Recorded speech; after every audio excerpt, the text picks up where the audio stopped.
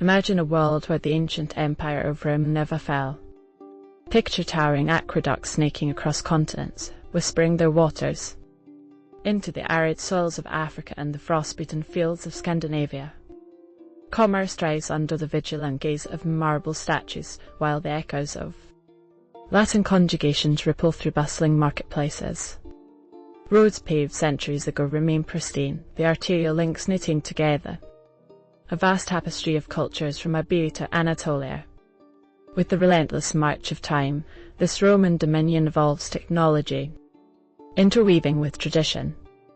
Runs armoured legions, now equipped with lasers, glide in magnetized chariots, maintaining peace as the world breathes under a Pax Romana so potent it has transcended millennia.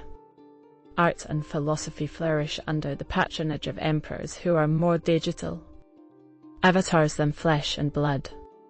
These leaders, chosen through a democratic process honed to an art form, communicate with citizens through augmented reality forums held in virtual colosseums where the populace gathers, connected by a neural web.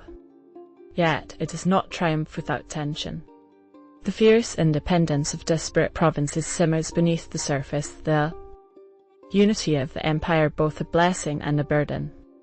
Not all wear the toga of Roman citizenship comfortably.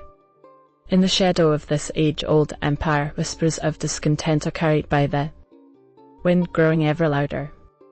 And so humanity stands at the precipice. The Romans, masters of adaptation, confront their greatest challenge, the unyielding desire for autonomy. In a world where the might of Rome has shaped every corner of existence, a single question unfurls: will the empire's legacy be one of unity or a fracture? As the sun sets over the eternal city, casting long shadows over its timeless streets, startling truth emerges. Rome has stood the test of time, but in surviving, it may have inadvertently sown the seeds of its own demise.